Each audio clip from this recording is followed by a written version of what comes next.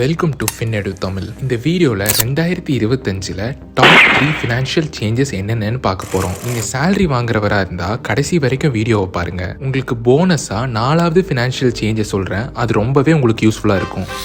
First financial change என்னன்னா torment account, அதாவது inactive account. அப்படின்னா இந்த அக்கௌண்ட்லேருந்து வேற அக்கௌண்ட்டுக்கும் டிரான்சாக்ஷன் போயிருக்காது, வேற அக்கௌண்ட்லேருந்து இந்த அக்கௌண்ட்டுக்கும் டிரான்சாக்ஷன் வந்திருக்காது. இந்த மாதிரி 2 வருஷத்துக்கு மேலே இருந்துச்சுன்னா இது டார்மெண்ட் அக்கௌண்ட்னு சொல்லுவாங்க. இந்த அக்கௌண்ட் எல்லாமே 2025 ரிமூவ் பண்ண போறாங்க. இதே மாதிரி ஜீரோ பேலன்ஸ் அக்கௌண்ட். நீங்க எப்பவுமே உங்க அக்கௌண்ட்ல ஜீரோ பேலன்ஸ் தான் வச்சிருப்பீங்கன்னா உங்களுக்கும் ஆப்பு வச்சிருக்காங்க ஆர்பிஐ. ரொம்ப மாசத்துக்கு நீங்களும் ஜீரோ பேலன்ஸ் அக்கௌண்ட் வச்சிட்டு இருந்தீங்கன்னா உங்க அக்கௌண்ட் ரிமூவ் பண்ணப்படும்னு ஆர்பிஐ சொல்லியிருக்காங்க.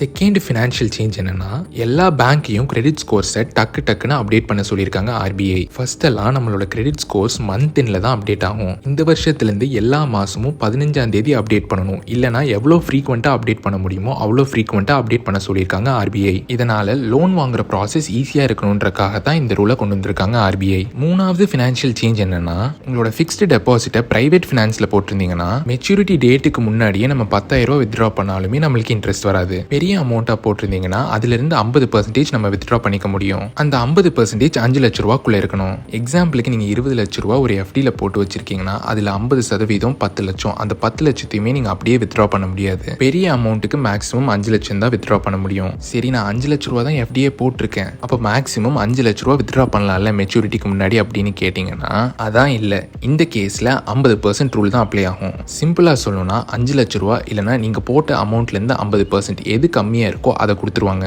சேலரி வாங்குறவங்களுக்கு 4வது ஃபைனான்ஷியல் சேஞ்சை போனஸா தரேன்னு சொல்லியிருந்தேன்ல, அது என்னன்னா இப்போ இருக்கிற டாக்ஸ் ரெஜிம்ல 3 லட்ச ரூபா வரைக்கும் டாக்ஸ் கட்ட தேவையில்ல. அதே மாதிரி 5 லட்ச ரூபா வரைக்கும் டாக்ஸ் பெனிஃபிட்ஸ் இருக்குன்னு சொல்றாங்க. இந்த வருஷத்துல 5 லட்ச ரூபா வரைக்குமே டாக்ஸ் கட்ட தேவையில்லைன்ற மாதிரி ஒரு பேச்சு போயிட்டு இருக்கு. அதே மாதிரி டாக்ஸ் பெனிஃபிட்ஸையும் அதிகரிக்கலாம்னு பேசிட்டு இருக்காங்க. இது எல்லாமே தெரிஞ்சுக்கணும்னா சப்ஸ்கிரைப் பண்ணி வச்சுக்கோங்க. இந்த இன்ஃபர்மேஷன் உங்க ஃப்ரெண்ட்ஸ் அண்ட் ஃபேமிலிக்கும் தெரியணும்னா அவங்களுக்கும் ஷேர் பண்ணிக்கோங்க.